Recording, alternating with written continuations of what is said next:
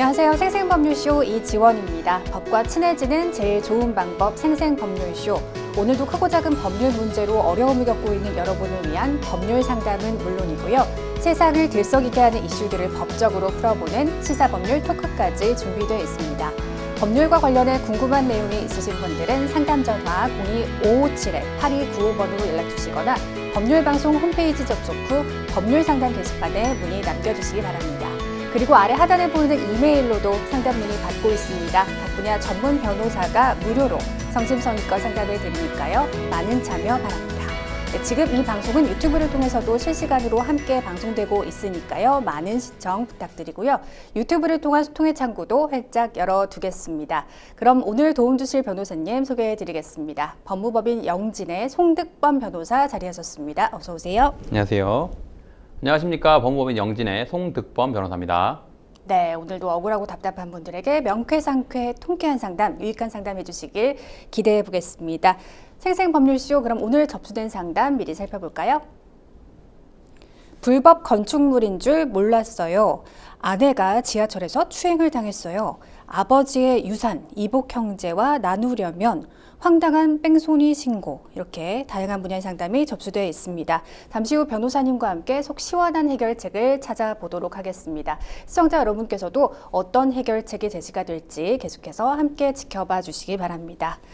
네, 생생법률쇼 시청자 여러분이 법과 친해지길 바라면서 법적인 상식을 유익하게 설명해주는 시간이죠. 수요일에는 변호사가 알려주는 실전소송 팁 을지로 시간입니다.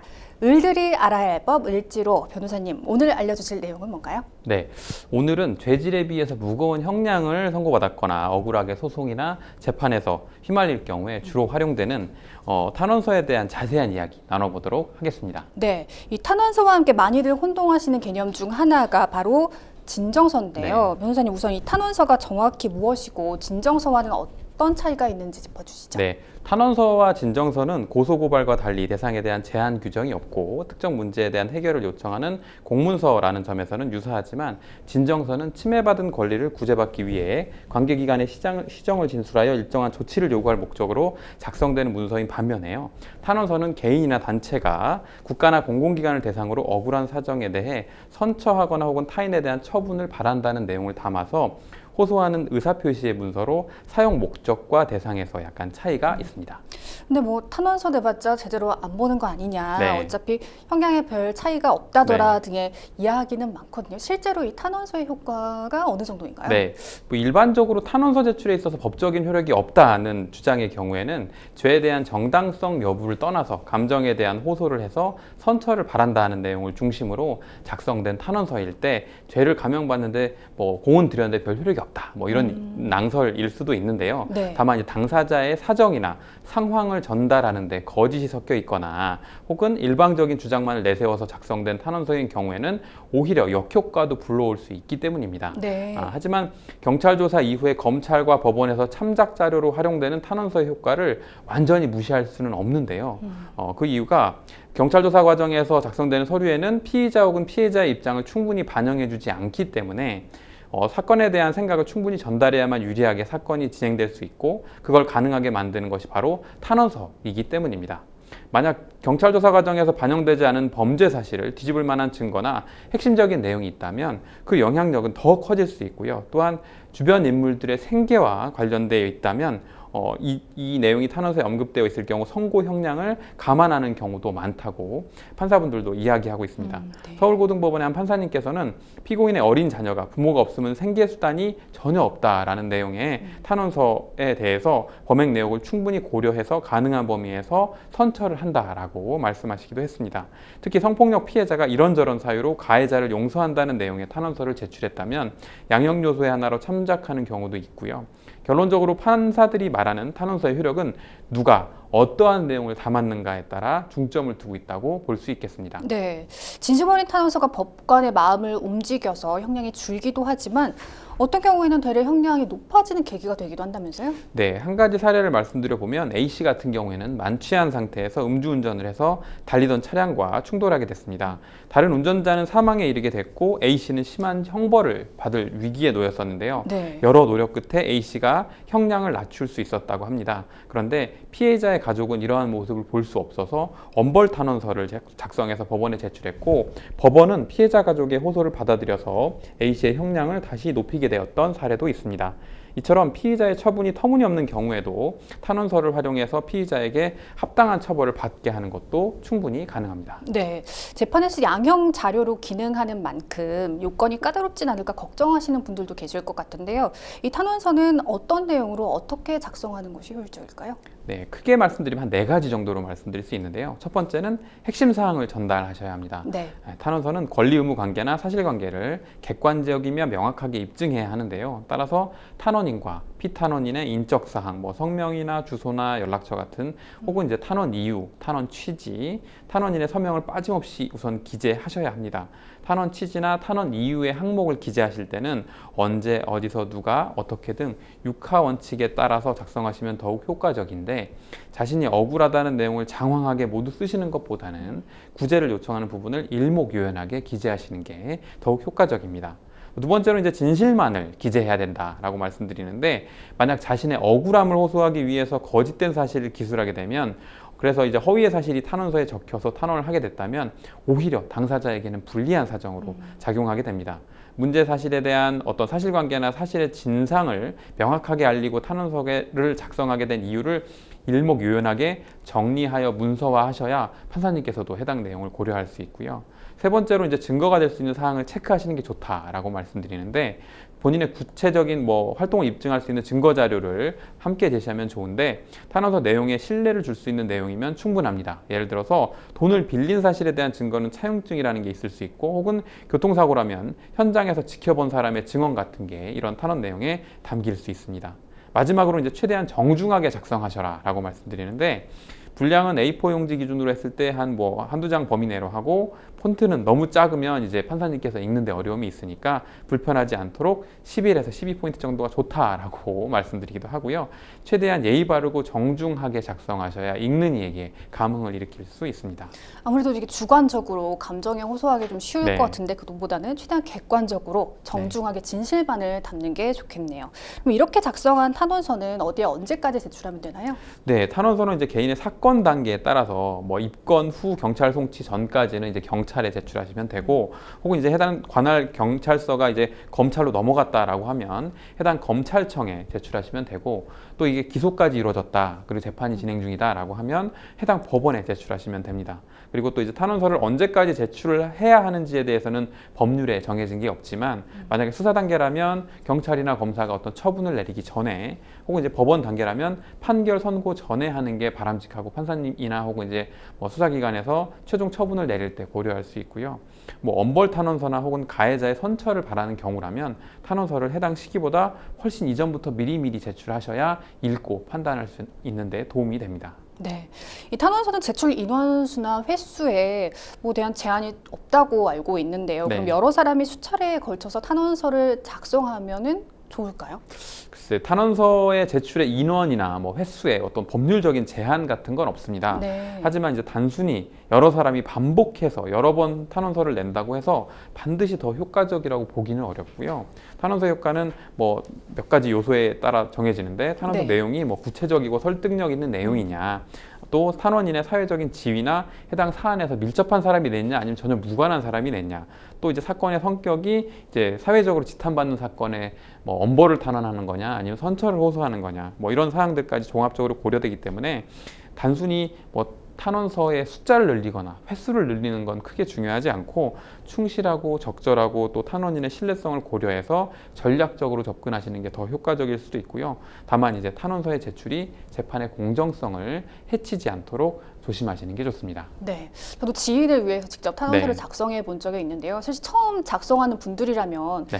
분량을 과연 어느 정도로 적어야 할지 네. 고민이 됩니다. 그럼 네. 어느 정도가 적절할까요? 네, 진정성이나 간절함을 이유로 무작정 10장, 20장 이런 것도 좋겠지만 저는 많으면 좋은 줄 알았어요. 그렇겠지만 네. 보통은 A4 용지 기준 2장을 권장드리고 있는데요. 왜냐하면 탄원인이 여럿인 경우도 있고 사건 기록 자체를 읽는데도 방대하기 때문에 거기에 해당 적절한 내용만 담겨 있다면 그리고 평소 행실이나 선처가 필요한 이유 등을 기재하는 데 충분한 내용으로 보여지고요. 더 많은 양을 권해드리지 않는 이유는 여러 인원이 한꺼번에 제출하는 제출하게 되는데 읽는 사람 입장에서 분량이 지나치게 많다면 그 부담이 커지기 때문입니다. 네. 혹시라도 누군가를 위해서 탄원서를 작성할 일이 생기셨다면 오늘 알려드린 내용을 바탕으로 현명하게 대응하시길 바라겠습니다. 을들이 알아야 할 법 을지로 다음 시간도 기대해 주시길 바랍니다. 여러분은 지금 생생법률쇼와 함께하고 계십니다. 어렵고 복잡한 법률 문제로 고민하고 계신가요? 그렇다면 생생법률쇼가 도와드리겠습니다. 생생법률쇼에선 민사, 형사, 가사 등 각 분야 전문 변호사들이 매년 800여 건의 법률 문제를 속 시원하게 해결해 드리고 있는데요. 그럼 무료로 법률 상담을 받을 수 있는 3가지 방법, 지금부터 소개합니다. 첫째, 02557-8295번으로 전화해 법률 상담 신청을 한다. 둘째, 법률방송 홈페이지에 접속해 법률 상담 게시판에 사연을 올린다. 셋째, 지금 화면에 나오고 있는 이메일 주소로 사연과 연락처를 보낸다. 속 시원한 법률 상담 프로그램 생생법률쇼. 지금 바로 상담 신청하세요. 네, 지금부터는 생생법률쇼가 자랑하는 성심성의 무료 법률 상담 진행해 보겠습니다. 전화 상담 연결되어 있는데요. 받아보죠. 안녕하세요. 안녕하세요. 네, 어떤 점이 궁금해서 연락 주셨나요? 제가 작년 2월 달에 반찬 가게를 오픈했어요. 네. 그래갖고 이제 거기 들어갈 때 부엌 쪽을 사장님이 쓰실 거냐고 해가지고 네. 저희가 반찬 가게를 하니까 쓴다고 했거든요. 네. 근데 이제 저번 주에 그 건물주가 전화가 온 거예요. 그게 네네. 원래 불법 건물이라 철거를 해야 된다. 그 철거비를 저한테 내라고 하는데 저 같은 경우에는 그게 불법 건물인지도 몰랐고 네. 그 사장님이 쓸 거냐고 해서 쓴다고 말했지 그 사장님이 이게 불법 건물이니까 나중에 무슨 일이 있을 때 이걸 철거해란 말도 저한테 하지도 않았고 일방적으로 이걸 저한테 이거 다 하라고 한 건데 이럴 때는 어떻게 대처를 해야 되는지 잘 몰라가지고요. 네. 물어보려고 신청했습니다. 네, 상가 임대로 현재 가게를 운영 중이신데 그 가게의 네. 일부가 불법 건축물이었는데 그게 시청에서 네. 적발이 된 상황이군요. 근데 그 철거에 대한 비용을 전액 임차인에게 지금 부담하라는 상황이신 거죠? 네, 그거는 내가 들어가기 전에 지어 있던 것이고 네. 저는 그게 불법 건물인지도 몰랐어요. 네, 저는. 알겠습니다. 처음 들어갔을 때 그렇게 말씀을 하셨으면 네네. 제가 안 들어갔죠. 네, 저희 잘 들어봤고요. 옆에 송득범 변호사님 나와 계신데요. 구체적인 상담 네네. 받아보겠습니다. 네. 안녕하세요. 법무부 영진의 송득범 변호사입니다. 네네. 네. 일단 말씀하신 내용 잘 들었고요. 네. 제가 몇 가지 좀 추가적으로 여쭤본 후에 궁금하신 네네. 사항 관련해서 좀 답을 드려볼게요. 네네. 그럼 이제 반찬 가게를 이제 시작하셨다고 하고 부엌 네. 공간을 쓸 거냐라고 이제 임대인이 처음에 물어보셨다고 하는데 네네. 혹시 이제 처음에 들어갈 때 종전 임차인이 뭐 여기에서 똑같이 반찬 가게를 했다거나 혹은 이 과정에서 권리금을 지급하고 들어가셨다거나 혹시 이런 사정이 있으실까요? 아니 없어요. 그건. 권리금 지급 사정도 없고 그러면 네. 뭐 종전에 뭐 설치했던 시설을 그대로 쓰기로 한다 혹은 이제 뭐 네. 임대차가 종료됐을 때 원상회복을 어떻게 하기로 한다라는 특약 같은 걸 정하신 건 있으실까요?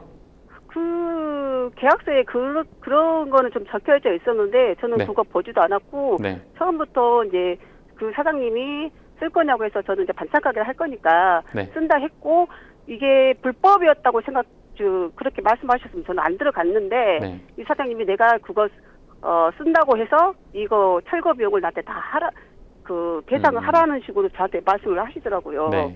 근데 제가 그걸 듣지도 않았고 네. 그런 말 듣지도 않았고 네. 만약 저한테 그런 상태면 저한테 말을 해주는 게 맞지 않나 싶어서 제가 네. 좀 불공평하다는 생각이 좀 들더라고요. 네, 맞습니다. 아니 이건 제가 듣지도 않았는데 말 듣지도 않고 이제 계약서도 솔직히 저 같은 경우는 처음 장사를 해봐서 뭐 네. 그렇게까지 사람을 믿고 있기 때문에 그런 부분 같은 것도 없고 계약서를 보니까 그 불법 건축물 빼고 그 나머지 부분만 임대하는 걸로 돼 있던데요. 네. 그래서 잘 모르겠어요. 잘 몰라가지고 제가 어떻게 네. 해야 될지 몰라가지고. 그러면 혹시 그 최초의 계약, 임대차 계약을 할 당시에 공인중개사가 뭐 이 건축물과 관련한 사항이나 시설 관련해서 원상회복이나 이 부분 관련해서 들으신 사항이 혹시 있었을까요? 그것도 없으셨을까요? 아니 우리는 그 옆에 그 그 건물 세입자가 제 아는 지인이어가지고 네. 화를 먹고 저하고 같이 했어요. 네. 그 부동산을 끼고 한 게 아니라. 공인중개사도 없이 계약을 체결하셨다. 네. 예예예. 네, 일단은 그 말씀 주신 내용 관련해서 이제 하나씩 제가 좀 설명을 드려보려고 하는데, 네네. 일단은 불법 건축물이다. 그러니까 부엌 부분 아마도 이제 임차 공간이 이렇게 그 전용 공간이 있고 거기에 부가해서 어떤 뭐 부엌 시설처럼 이렇게 별도 공간이 이제 임차 목적물 안에 있었던 것 같아요. 네네. 그러면 이제 이거 관련해서는 말씀하신 것처럼 전화 주신 분께서 최초로 임차를 하면서 거기에 불법적으로 시설물을 설치한 것이 아니라 종전 임차인 때부터 혹은 설치는 종전 임차인이 했는지 혹은 소유자가 했는지 이런 부분은 알 수 없고 다만 이제 이런 불법 건축물이 만약에 그 뭐 해당 관할청의 허가 없이 증축되거나 개축되거나 이런 사항이 있다면 그런 해당 불법 건축물을 원상 회복해라라고 구청에서 현황을 파악하고 그 설치자 그 정확하게는 그 건축물을 추가로 설치한 행위자에게 그 이행강제금을 부과하도록 돼 있고 만약에 행위자를 알 수 없는 경우에는 소유자에게 2차적으로 그 불법 건축물에 대한 원상회복 의무라든지 이행강제금이 부과될 거예요. 그럼 이 사안에서는 추측하기로는 전임차인이든 전임차인이든 그런 분들이 하셨을 수도 있고 아니면 임대인 분께서 더 높은 임대료를 받기 위해서 거기에 이제 임차인들이 이런 필요가 있다고 하니 본인이 설치를 해주셨을 수도 있어요. 근데 그거는 지금 현재 전화 주신 분께서는 이걸 누가 했는지는 알 수 없는 상황이고. 아니요, 그 전 사장님이 하셨다 하더라고요. 전 사장이 했다. 네, 그러면 네, 전 네. 사장이 했을 때 원칙적으로 이제 무단으로 이 불법 건축물에 대해서 설치를 임대인의 동의 없이 무단으로 하기는 쉽지 않았을 거고 통상적인 그렇죠. 관행에 비춰보면 그래서 그러면 여기에서 아마 지금 이제 그 소유자 임대인 분께서 구청에서 이게 나왔고 그러니까 이거 철거 비용이 들어가고 철거 비용이 들어가니까 임차인 분이 부담해야 된다라고 이제 사실상 이제 일방적으로 통보를 하신 것 같아요. 그런데 아까 말씀드린 것처럼 임차인은 원칙적으로는 불법 건축물의 철거 비용을 부담할 의무가 없고요. 임대인이 만약에 임대차 계약에 따라서 그 임차인에게 적법하고 안전한 건물을 제공할 의무가 오히려 임대인에게 있는데 계약 당시에 이 부분이 불법 건축물이다라는 사실을 고지하지 않은 게 오히려 임대인의 의무 위반으로 볼 수 있고 말씀드린 것처럼 그 구청 혹은 관할청에서 이걸 원래대로 원상복구해라 라고 명령을 내린 주체는 임차인이 아니라 소유자인 임대인이었을 거예요. 그러면 임대인 분께서 자기의 비용으로 이걸 원상 복구해야만 하고 최초의 임대차 계약 당시에 이게 불법 건축물이다라는 점에 대해서 임차인한테 고지하지 않은 부분이 오히려 고지 의무 위반에 해당할 가능성이 있습니다. 다음으로 이제 그러면 이제 이 철거 비용, 이 원상 복구 비용을 누가 부담해야라고 하는 부분을 제일 처음 말씀드린 결론으로 내려보면 당연히 임차인분이 당연히 부담해야 되는 게 아니라 원칙적으로 임대인분이 부담해야 되는 게 맞고 임대차 계약 당시에 이런 걸 특약으로 넣는 경우가 정말 드물게는 있어요. 가령 임차인이 강한 요구로 이거는 내가 장사를 하려면 이 공간이 필수적으로 필요한데 이걸 만약에 뭐 행정청이나 여기에서 원상복구가 나오면 내가 부담할게요 라고 하는 사항을 특약으로 정했다면 사안에서 만약에 최초의 계약 당시에 이게 불법 건축물이라 이걸 철거하고 시작해야 된다라고 임대인이 고지했는데 임차인분이 오히려 아니 내 임차 기간 동안에 오히려 원상복구가 안 나올 수도 있는 거 아니냐 그리고 내 임대차 기간 중에 오히려 이걸 사용하는 게 나한테는 더 유리하다라고 하는 어떤 특수한 사정이 있었다면 그러면 이제 임차인이 부담하겠다고 하는 특약이 있었다면 임차인이 부담하지만 그런 게 없었다고 하면 처음 말씀드린 것처럼 원칙적으로 임대인이 부담해야 되는 거고요. 그 효과로 이제 임대차 계약으로 넘어와 보면 불법 건축물로 인해서 지금 이제 아마 반찬 가게를 하시니까 그 부엌이 필수적인 시설물로 볼 수 있는데 그게 불법 건축물이었고 원상복구를 해야 된다. 철거 비용이 부담된다. 그래서 철거 비용을 임대인이 부담하고 거기에 대해서 한다고 하더라도 이게 이제 또 오히려 그러니까 임차인 분께서 불리한 상황은 아니시고요. 오히려 임차인 분이 유리하고 임대인 분이 불리한 상황인데 해당 임대차 계약서의 목적물을 어디까지 기재했는지도 한번 확인이 필요하기는 한데 원칙적으로 해당 장사와 영업을 위해서 필수적으로 제공해야 되는 게 적법한 시설물을 제공해야 되는데 불법 건축물이어서 임대차 계약의 도중에 철거 공사가 진행되고 그로 인해서 이제 영업에 지장이 생긴다고 하면 여기에 대해서 임대인이 적법하게 의무를 제공하지 못한 거에 해당해서 임차인께서 나는 여기서 이제 더 이상 장사 안 할 테니까 나가겠습니다 라고 하는 네. 계약 해지를 임대인에게 통보할 수 있는 사유에 해당할 가능성도 있고요. 그다음에 계약을 해지하는데 그치지 아니하고 또 추가적으로 이제 임대인이 처음부터 이런 얘기를 안 했다면 내가 여기다가 추가적인 시설비라든지 이런 걸 하지 않았을 건데 오히려 중도에 나가는 바람에 이 시설비조차 내가 회수를 못했다. 그리고 영업이 중단되는 바람에 영업 손실이 생겼다라고 하는 게 있다고 하면 거기에 대한 이제 손해배상까지도 이제 청구할 수 있는 가능성도 생긴다고 볼 수 있습니다. 그래서 이제 최종적으로 이제 요건을 어떻게 해결하면 좋겠냐라고 하는 부분을 제가 조언 드려 본다고 한다면 첫 번째는 임대인하고 협의를 한번 해보시는 게 필요할 것 같아요. 뭐 법적으로 내용 증명을 보내고. 네. 맡긴 사람이라 대화가 안 되더라고요.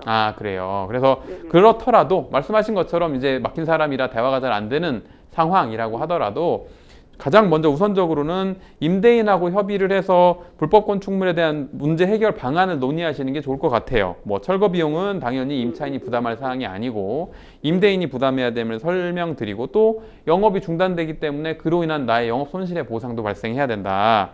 그리고 만약에 이 첫 번째 그 말을 했어요. 제가 사장님 생각해 보시라고 이게 부엌이 없으면 저희한테 아무 의미가 없는 거잖아요.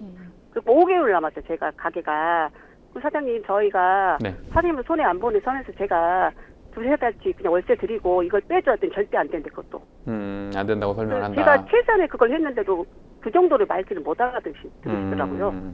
네. 저도 남을 이렇게 손해 나가 하고 싶은 마음은 없거든요. 네. 근데 너무 일방적으로 저렇게 하시니까 좀 억울하기도 하더라고요. 네. 그래요. 그리고 뭐 사장 임대인 임대인분이 대화가 통하지 않고 일방적으로 이제 계속 반복된 이야기만 하시는 것 같고요. 여기서 이제 하나를 더 설명을 드려보면 통상적으로 이제 불법 건축물 같은 경우에 그 구청에서 이제 이걸 철거해라, 조치해라라고 통보를 했는데 응하지 않으면 과연 어떻게 될까도 궁금하실 수 있어요. 원칙적으로는 그 이행강제금의 부과가 먼저 이루어지거든요. 그러니까 6개월당 얼마, 3개월당 얼마 이런 식으로 만약에 이걸 원상복구를 원상태대로 철거해가지고 회복하지 않으면 행정청에서 계속 임대인 소유자분한테 그 이행강제금이 발령이 될 거고요. 그래서 그거는 이행강제금의 부과 주체는 당연히 행위자이기 때문에 행위자가 지금 여기에서 지금 임차인분으로 특정되지 않기 때문에 소유자에게 이행강제금이 부과가 될 것이고 할 때까지, 그러니까 철거 의무를 이행할 때까지 계속 이행강제금이 부과가 되는 것이고, 근데 그 이행강제금의 반복적인 부과에도 불구하고 이제 안 되고 또 이게 만약에 그 주변인 뭐 도로를 통행하는 분들이나 이분들의 안전에도 위험이 생길 상황이라고 한다 만약에 그러면 그런 최후의 경우에는 행정청에서 이제 강제 집행을 할 수도 있는데 그건 극히 좀 이례적인 경우기는 해요. 그 경우는 뭐 이행 뭐 계고 통지를 하고 대집행을 한 다음에 그 대집행 비용을 오히려 그 의무 부과 대상자한테 징수해가지고 오히려 회수해가는 그런 절차가 되긴 하는데 해당 사안들에서는 일반적으로는 이행강제금을 부과해서 이행할 때까지 철거 업무를 이행할 때까지 부과하는 방식으로 진행되는 게 더 많다. 이 정도 일단 설명드릴게요. 혹시 또 추가로 궁금하신 거 있으면 말씀드릴게요. 그러면 이거를 그 사장님한테 통보를 하려면 무슨 서류 작성한 그런 건 없나요? 네. 그래서 서류라 뭐 통보라고 하는 게 말씀드린 것처럼 본인께서 이제 원하시는 사항이라든지 뭐 권리 사항이라든지 이런 게 있을 거 아니에요. 근데 그거를 이제 구두로 이야기를 하면 상대방이 동일한 얘기만 반복을 한다라고 하면 처음에 말씀드리기로 협의를 우선 해보라고 말씀을 드렸는데 그 협의가 원만히 진행되지 않는 상황이라고 하면 당연히 내용 증명 우편을 통해서 상대방한테 현재 상황, 나의 주장, 그다음에 현재 상태, 향후 방안 이런 걸 정리하셔가지고 이게 지금 이 부과 의무는 내가 아니고 나는 부담할 의무가 없고 이로 인해 오히려 손해가 발생하고 있다.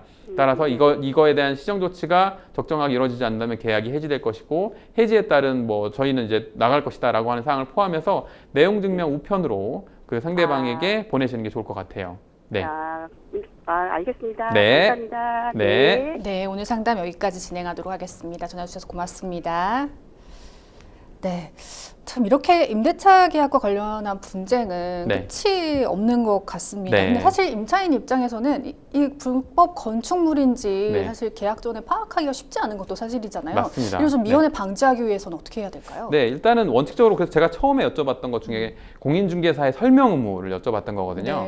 임대차 목적물을 중개함에 있어서 공인중개사가 임대중개에 따른 수수료를 받는 이유가 임대 목적물의 적법 여부, 그다음에 뭐 향후에 원상회복과 관련한 분쟁을 방지하기 위한 최초의 상태 확인 등 권리관계라든지 이런 사항을 확인하도록 되어 있어서 원칙적으로 공인중개사가 있다면 공인중개사가 해당 건축물에 대한 적법사항 여부까지 확인해서 고지하도록 되어 있어서 임차인께서는 당연히 그 계약서에 그런 사항들을 확인하는 게 가장 필요하고요. 그래서 그거에 따라 향후에, 왜냐하면 이게 제가 아까 말씀드렸던 두 번째랑도 연관이 되는데, 원상회복, 임대차 기간이 끝났을 때 원상회복을 어디까지 해야 되냐가 또 쟁점이 되거든요. 그러니까 첫 번째 여쭤봤던 이 사연자분께서는 상당히 유리한 포인트들이 많았던 것이 종전의 임차인에게 시설비를 지급하고 양수했다라든지 그로 인해 이거에 따른 원상회복금을 부담한다든지 이 부분이 좀 예외가 있는 것 같은데, 여기에서 더 안 좋은 경우는 뭐냐면 불법 건축물인데도 불구하고 해당 건축물에 대한 원상회복 의무를 포함해서 임대차 계약을 체결했다. 그러면 원상회복 의무의 범위에 해당 불법 건축물에 대한 원상복구까지 포함되는 경우들도 종종 있습니다. 네. 방금 말씀해 주신 것처럼 요즘 네. 중개인 없이 직거래로 네. 임대차 계약을 맺는 경우도 상당히 많은 것 같은데요. 뭐 네. 관련 인터넷 카페도 활성화돼 있고 뭐 애플리케이션의 종류도 참 많은 것 네. 같습니다. 그런데 이렇게 직거래로 임대차 계약을 맺는 경우에 물론 비용은 아낄 수 있겠습니다만 네. 상당한 뭐 위험 부담을 떠안고 계약을 맺는 거잖아요. 네, 맞습니다. 그 비용이 그 임차인분들이나 임대인분들 입장에서 봤을 때 공인중개사가 특별히 하는 게 없는 것 같은데 수수료가 나가는 게 아깝다라는 이유로 이제 직거래라고 하는 거를 이용하시는 경우가 있는데, 말씀드린 것처럼 중간에서 그 매물에 대한 확인, 적법성에 대한 확인을 할 수 있는 주체가 없기 때문에 네. 분쟁이 벌어졌을 때 특히 이제 문제가 발생하는 경우가 많고, 심지어 사연자분의 경우는 이제 뭐 임대차 뭐 보증금이나 뭐 월세나 이런 부분에 있어서는 잘 작성을 하셨겠지만 네. 심지어 직거래를 하면서 그런 계약서의 작성조차 잘 하지 않는 경우들도 뭐 지인인 경우들이 많거든요. 그래서 네. 그런 경우에는 더 문제가 많이 발생하는 경우가 있습니다. 네. 혹시 임차인이 불법 증축을 하고 철거를 거부하는 경우도 분명히 있을 것 같거든요. 네. 그럼 임대차 계약을 해지할 수도 있는 건가요? 네, 아까 말씀드렸던 것처럼 그 불법 건축물인 경우에 그럼에도 불구하고 이제 철거도 안 하고 이행을 하지 않아서 해당 영업에 있어서 큰 지장을 초래한다. 이건 즉 임대인이 임차 목적물을 임차인이 적법하게 목적에 따라 사용하도록 제공해야 되는 의무를 위반하는 게 되고, 이는 이제 채무불이행 사유에 해당하기 때문에 해당 사유를 이유로 해서 임대차 계약의 해지도 충분히 가능할 것 같습니다. 근데 임차인의 경우는 너무 많은 비용을 들여서 네. 이렇게 해놨다. 네. 못 나간다고 버틸 수도 있지 않겠습니까? 네. 그러면 이제 임차인이 그 못 나간다라고 버티는 경우에 임대인 입장에서 본다면 이제 여기에서 말씀드린 첫 번째 쟁점, 임대차 계약의 적법한 해지 여부가 첫 번째 쟁점이 될 것 같고요. 적법하게 해지가 되었는데도 불구하고 임차인이 나가지를 않는다라고 하면 이건 이제 말씀드렸던 입장이 좀 바뀌는 건데, 네. 임대인분 입장에서는 해당 임차인을 상대로 명도소송을 제기해서 점유이전금지 가처분과 함께 적법한 계약의 해지에도 불구하고 퇴거하지 않는다는 이유로 명도소송을 제기해서 해결하는 방법이 있습니다. 네. 또 임차인의 경우 불법 건축물인 것을 알고도 계약하는 경우가 또 있을 것 같거든요. 네. 이런 경우 추후 어떤 문제가 생길 수 있을까요? 이 부분에 있어서는 이제 알고 계약을 했는가가 어떤 영향을 미치냐면, 네. 처음에 아까 말씀드린 것처럼 이제 몰랐다 알았다에 있어서 처음부터 몰랐다면 책임 소재에 있어서 많이 자유로워지고, 알고 계약을 했는데 알았다는 것만으로 임차인에게 온전한 책임이 전가되는 건 아니고요. 처음 말씀드렸던 것처럼 계약서의 특약사항으로 불법 건축물에 해당함을 뭐 알고 계약함, 뭐 향후 뭐 문제가 발생 시 이에 대해 이의하지 않음, 혹은 이제 더 나아가서 불법 건축물에 따른 철거 의무가 발생할 경우 해당 철거 비용을 안분하기로 함, 뭐 이런 식으로 그런 특약의 내용이 정해져 있다라고 하면 그 특약에 따라서 임차인이 이제 더 불리하게, 방금 말씀드렸던 사안보다는 불리하게 작용할 위험성도 있습니다. 네, 변호사님께서 구체적으로 상세하게 상담안을 좀 제시해 주셨는데요. 이 상담자께서 꼭 잊지 않고 기억해야 할 점이 있다면 정리해 주시죠. 네, 아까 사연에서 설명드렸던 것처럼 임대인과 이제 원만히 합의하는 게 제일 좋기는 한데, 이 원만한 협의가 불가능하다고 하면 본인의 입장을 문서로 정리하셔서 내용증명 우편으로 통지해 놓으시는 게 나중에 추후에 분쟁이 벌어졌을 때 해당 증거로 사용할 수 있는 그 증거가 될 것 같습니다. 그 내용 증명이라는 게 뭐 특별한 형식이 있는 건 아니죠? 네, 내용 증명은 어차피 그 내용을 상대방한테 보내고 우체국에서 한 부를 보관하고 세부 원본이고 상대방한테 하나가 도착했음을 증빙할 수 있다는 효력만 있을 뿐이고, 내용적으로 이게 담겨야 된다, 뭐 이거여야 된다라고 하는 제한은 전혀 없습니다. 네, 말씀 고맙습니다. 여러분은 지금 생생법률쇼와 함께하고 계십니다.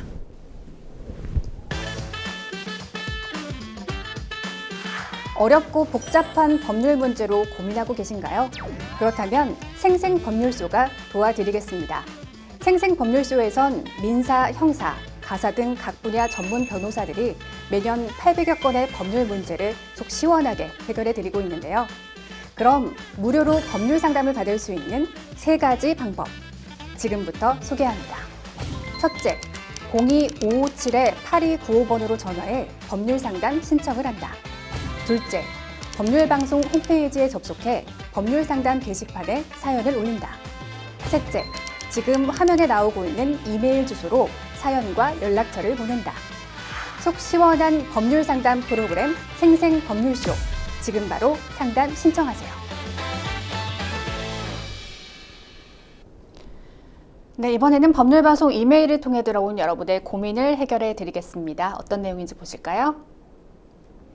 아내가 지하철을 타고 저를 만나러 오던 길에 성추행을 당하는 일이 생겼습니다. 아내를 추행한 범인은 당일 이미 여러 건의 추행을 해서 경찰도 지하철에 추행범이 있다는 사실을 인지하고 있었던 상태였는데요.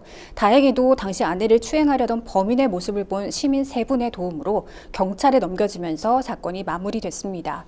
아내를 도와준 행인 중 한 명은 추행 장면을 영상으로 녹화해서 증거를 남겼고요. 여기에 2명의 시민분이 더 합세해서 도망가는 범인을 추격해 제압한 뒤 경찰에 인계한 것으로 알고 있습니다. 추행범은 현재 구속영장이 발부돼서 유치장에 있는 상태고요. 피해자인 제 아내는 추행범의 엄중한 처벌을 원한다고 진술한 상황입니다. 성추행이 인정되면 범인은 어느 정도의 처벌을 받게 될까요? 하셨습니다.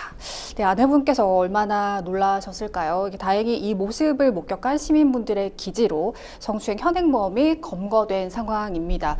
범인에게는 이미 여러 건의 추행 전적도 있었는데요. 이 추행범의 범행이 인정되면 어느 정도의 형량을 받게 될까요? 네, 강제추행 범죄의 경우에 형법 제298조에 따라서 10년 이하의 징역 또는 1,500만 원 이하의 벌금에 처해질 수 있는데요. 네. 다만 이 사건에서는 보니까 여러 건의 추행 전적이 있다라고 하므로 여기에 이제 가중처벌이 될 수 있고 특정 범죄 가중처벌 등에 관한 법률 제5조의 4에 따르면 이 경우 3년 이상의 유기징역에 처해질 수도 있습니다. 그래서 구체적인 형량은 범행의 태향이나 아니면 이제 피해 정도나 피해자의 연령이나 아니면 범행의 횟수, 범행을 한 장소, 범행의 동기, 범행 후에 뭐 반성을 하고 있는지 반성 없이 계속 보복을 하겠다고 나서는지 혹은 이제 피고인이 나이가 고령인지 미성년자인지 뭐 성행위나 환경, 전과 등을 종합적으로 고려해서 결정하게 됩니다. 네, 실제로 사연 속 아내분과 같은 일을 당하게 되면 당장 너무 놀라서 어쩔 줄 모르다가 그냥 뭐 내려버릴 수도 있을 것 같은데요. 만약 이런 사건을 겪게 될 경우 어떻게 대처하는 것이 현명할까요? 네, 일단은 혼자서 그 강제추행을 한 성추행범과 대치해서 뭔가 싸우겠다라고 하는 행동을 하지 않으시는 게 좋고요. 네. 첫 번째로는 이제 큰 소리로 주변에 도움을 알리셔라라고 하는 게 첫 번째고요. 네. 그게 이제 주변에서 이 사람이 어떤 위해를 가하려고 하더라도 주변에서 쳐다보고 있다는 생각을 하면 추가적인 범죄를 못하게 될 수 있는 효과가 있고요. 가능하다면 뭐 증거를 확보하셔라. 그러니까 뭐 사진이나 영상이나 목격자 주위에 계신 분들 그리고 112에 신고하시고 경찰이 올 때까지 되도록이면 현장을 떠나지 않는 게 좋고요. 그리고 또 가해자가 만약 도주를 한다면 가해자의 인상착의 같은 거 그런 거를 기억해 두시면 좋습니다. 네, 이 사연의 경우 목격자도 있었고 목격자분이 영상을 남겨주셨지만 그렇지 않은 경우에 이 성추행 사실을 증명하기가 사실상 쉽지만은 않을 것 같습니다. 고의적인 추행이라는 확신이 든다면 어떻게 증거 확보를 해야 될까요? 네, 일단은 뭐 현장 사진이나 영상 같은 거를 최대한 그 순간에라도 촬영해 두시고 위치를 기억이 흐릿해지는 경우가 있으니까요. 네. 촬영을 해 두시는 게 좋고 또 그 주변에 이 장면을 목격하신 목격자가 있다면 연락처라도 알려달라고 해서 연락처를 확보하시는 게 좋고 말씀하신 것처럼 이게 지하철 아니다, 버스 아니다라고 한다면 시간하고 본인이 탑승했던 차량 같은 거를 정확히 특정하시면 CCTV 영상 같은 걸 추후에 수사기관이 확보하는 데도 더 용이하니까요. 네. 다음으로 이제 옷이나 뭐 이런 데 그 사람이 만졌다라고 하면 그게 뭐 그 사람의 과학수사를 통해서 인적사항을 특정해야 되는 상황에서도 도움이 되실 수 있을 거고 네. 그래서 가해자 인상착의나 사건 직후의 정황 같은 걸 상세히 기록해 두시는 게 좋다라고 말씀드립니다. 그럼 증거를 남길 때 증거 속에 꼭 들어가야 할 요소가 있을까요? 증거에는 이제 가해자의 특징, 범행 장소, 시간, 그리고 범행의 구체적인 내용, 그리고 주변 상황 등이 포함되는 게 좋습니다. 네, 이 목격자가 촬영한 영상이 문제가 되진 않을지 그 점도 궁금한데요. 영상 속에 다른 사람들의 얼굴까지 찍혔다면 혹시 이 부분에 대한 초상권 문제는 없을까요?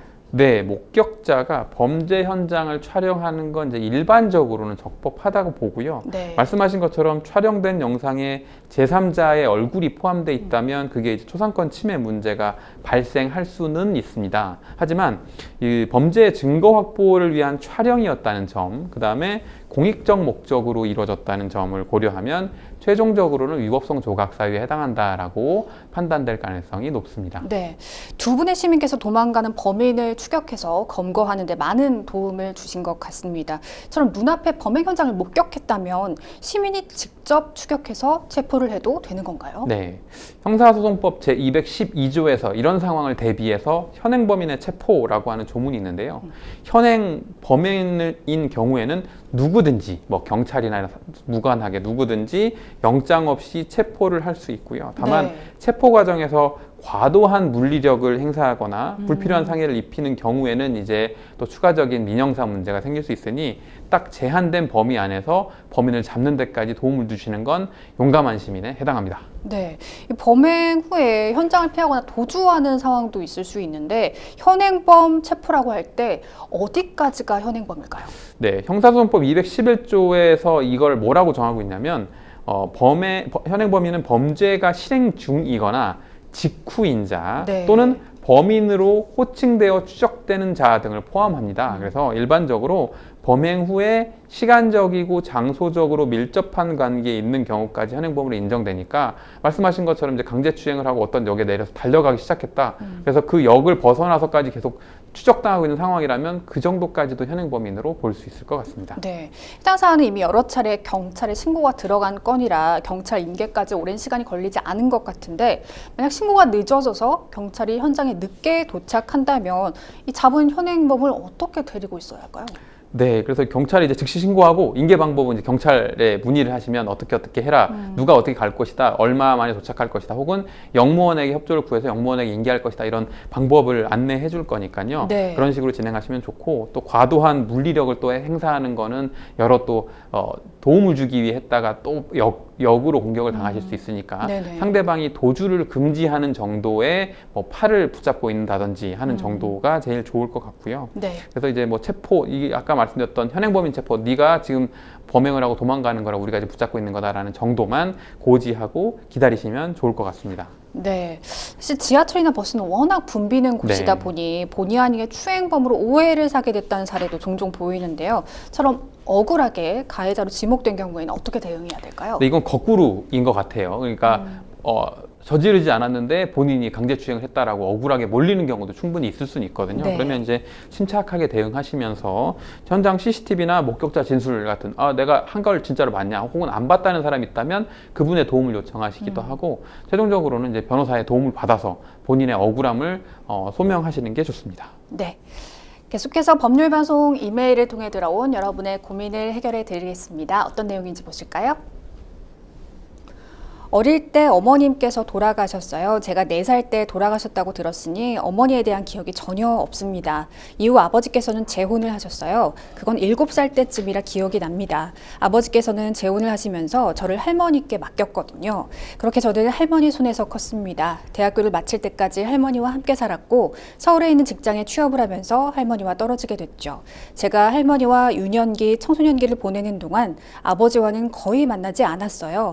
1년에 2번 명절에 할머니의 권유로 아버지 집에 가긴 했지만 새어머니의 멸시, 이복 동생들의 무시가 감당하기 힘들었습니다.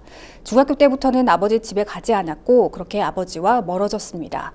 30살쯤 결혼을 했는데 할머니께서는 이미 돌아가신 상황이었고 제 결혼식에는 아버지가 잠깐 얼굴을 내미셨고 작은 아버지와 작은 어머니가 친척 중 유일하게 와주셨습니다. 아버지는 제가 자식을 낳아도 첫 손주이고 어머니 친손주임에도 관심이 없으셨어요. 그렇게 세월이 흘렀습니다. 얼마 전 아버지께서 돌아가셨어요. 이복 동생들의 반발로 저는 상주 역할도 하지 못했고 그냥 어색하게 장례식을 지켰어요. 그리고 작은 아버지께서 말씀하시길 아버지가 평생 저에게 미안함이 컸다며 아버지가 남긴 유산의 제 몫을 꼭 챙기라고 하셨습니다. 생전에 증여하고 싶었지만 이복 동생들의 눈치를 보느라 그럴 수 없었다면서요. 근데 아버지 돌아가시고 석 달이 지나가도록 이복 동생들에게는 연락이 일절 없습니다. 이복 동생 한 명에게 연락을 해서 유산 상속 얘기를 하자 기가 차다는 반응입니다.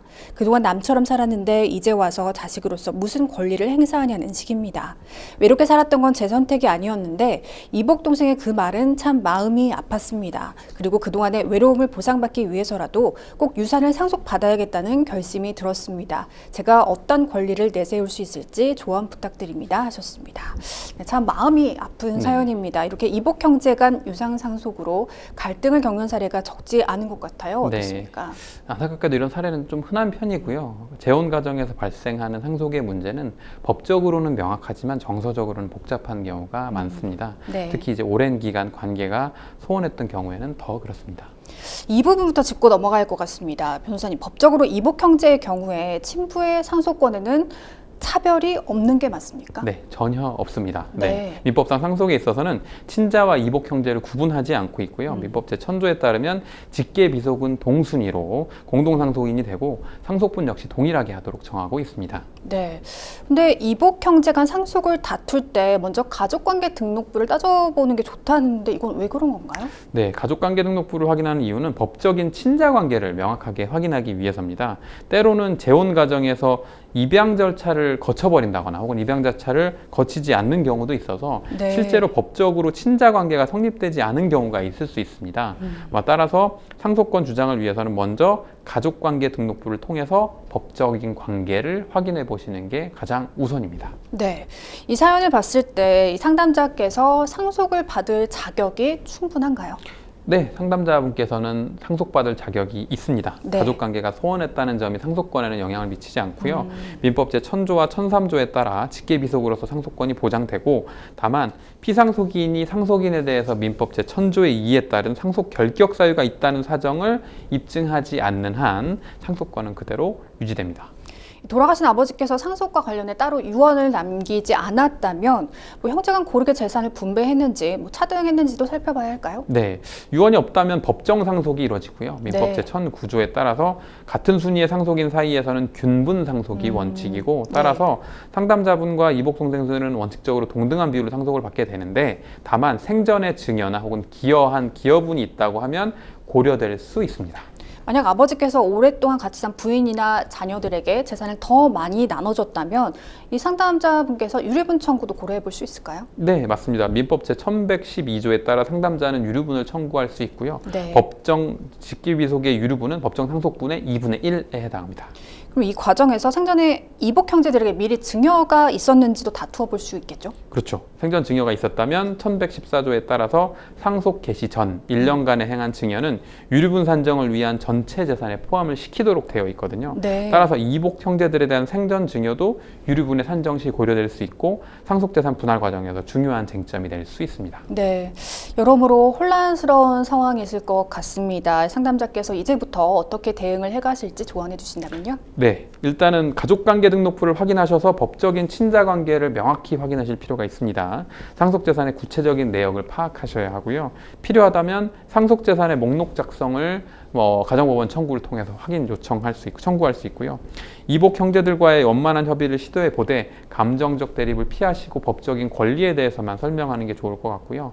협의가 어렵다면 변호사의 도움을 받아서 가정법원에 상속재산의 분할 청구를 고려할 수 있고 혹은 이제 유류분을 침해한 것이 의심된다라고 한다면 유류분 반환 청구도 검토하셔야 될 것 같아서 모든 과정에서 증거와 서류를 꼼꼼히 준비하시고 보관하는 게 중요할 것 같아서 모든 과정은 복잡하고 또 감정적으로 더 힘드실 수 있기 때문에 전문가의 조언을 받으셔서 진행하는 게 좋을 것 같습니다. 네. 이번에도 법률방송 이메일을 통해 들어온 여러분의 고민을 해결해 드리겠습니다. 어떤 내용인지 보실까요? 식당에서 식사 후 발레 파킹해 놓은 차를 받으려고 하는데 아무리 오래 기다려도 차가 오지 않았습니다. 30분 가까이 지나서 차를 가져온 발레 파킹 직원에게 물어보니 주차 구역이 적고 언덕이 많은 동네 특성상 조금 멀리 가서 주차를 하는 경우가 많다고 하더라고요. 그래서 제가 이게 무슨 발레 파킹이냐, 이럴 거면 내가 주차를 하는 게 나을 뻔했다고 했더니 그 직원이 그러지 그랬어요 라고 대꾸를 하는 겁니다.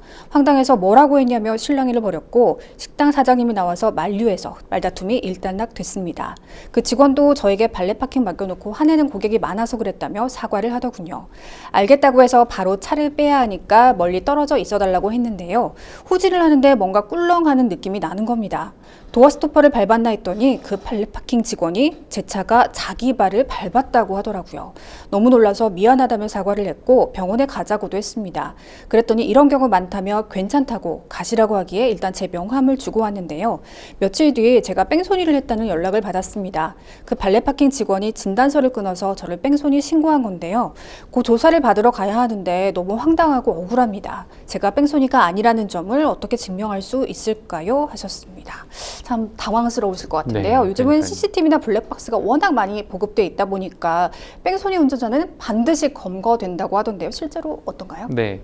최근 CCTV랑 블랙박스의 보급률이 뭐 어마어마하기 때문에 네. 뭐 사각지대가 거의 없다라고 해서 뺑소니 운전자 검거율은 예전과 달리 거의 98% 이상에 달하고요. 네. 일평균 뭐 네다섯 건, 연간 10,000건 이상 발생하는 뺑소니 사고는 중대 범죄로 취급되기 때문에 도망가봐야 결국 잡힌다라고 보시면 됩니다. 대부분의 뺑소니 이유는 음주, 무면허, 운전자 바꿔치기인 경우가 많습니다. 네, 이 뺑소니의 경우 일반적인 교통사고를 냈을 때보다 가해자가 당연히 더 무거운 처벌을 받게 되겠죠? 이 처벌 수준이 어떻게 될까요? 뺑소니 사고는 일반 교통사고보다 당연히 훨씬 무겁게 처벌됩니다. 네. 특정 범죄 가중 처벌 등에 관한 법률에 따라 다음과 같이 처벌되는데요. 사망사고 뺑소니는 무기 또는 5년 이상의 징역이고요. 중상해 사고 뺑소니는 1년 이상 15년 이하의 징역 또는 1,000만 원 이하 1,000만 원 이상 3,000만 원 이하의 벌금. 일반 상해 사고의 뺑소니는 5년 이하의 징역 또는 1,500만 원 이하의 벌금에 처해지도록 되어 있고요. 또 뺑소니 운전자는 운전면허 취소, 그다음에 일정 기간의 재취득 제한 등 행정처분도 병행해서 받게 됩니다. 이 사연을 보면 상담자께서 후진을 하다가 직원의 발을 밟았고 사과를 했는데 직원이 괜찮다고는 했습니다. 그래서 명함을 주셨다고 했는데 이것만으로는 상담자가 교통사고 조치를 했다고 보기 어려울 수 있을까요? 네, 안타깝지만 그렇습니다. 도로교통법 54조에 따르면 교통사고 발생 시 즉시 정차, 사상자 구호, 피해자에게 인적사항 제공, 또한 경찰에 신고하거나 피해자가 동의하는 경우 가까운 경찰서에 자진 출석해야 하는데 단순히 사과하고 명함을 준 것만으로는 법적 의무를 다했다고 보기 어려운 부분이 분명히 있어 보이긴 하고 네. 피해자가 괜찮다고 했더라도 증상이 악화되어 신고될 수 있으므로 반드시 공식적인 사고 절차를 밟는 것이 안전합니다. 피해자의 부상 정도가 경미하다고 판단이 되면 이 뺑소니 기준이 적용되지 않을 수도 있나요? 네, 경미하다고 해서 뺑소니가 적용되지 않는 건 아닌데 네. 당시 이제 사고 당시 운전자의 도주 의사나 행위에 따라서 이제 판단이 되는데 피해 정도가 경미하고 사고 인지를 못했다는 점을 입증할 수 있다면 법원에서 이를 고려해서 판단할 수 있고 여기 이제 매우 제한적으로 적용되기 때문에 인지했음에도 현장을 이탈했다면 경중과 상관없이 뺑소니로 처벌될 위험성이 있습니다. 네, 이 상담자께서 도주의 의도가 없었다는 점을 증명하려면 어떻게 해야 될까요? 네, 일단 도주의 의도가 없었음을 증명하기 위해서는 뭐 CCTV나 블랙박스 영상, 당시 차량에도 이제 내려가지고 이야기를 하고 명함을 주는 장면도 남아 있었을 거고요. 네. 또 이제 해당 식당의 CCTV, 외부 CCTV에도 당연히 해당 시간대가 남아 있었을 거니까 그런 이제 내려가지고 확인하고 하는 사항들을 이제 하고 그다음에 그러면 이제 상대방한테 피해자한테 명함을 주기까지 했다는 사정들을 통해서 도주의 의도가 없었다는 점을 소명할 수 있을 것 같습니다. 네, 좀 원만하게 해결하면 좋을 텐데 합의가 최선일까요? 네, 합의는 가능하면 때로는 이제 원만한 해결을 위한 가장 좋은 방법이 될 수 있는데 네.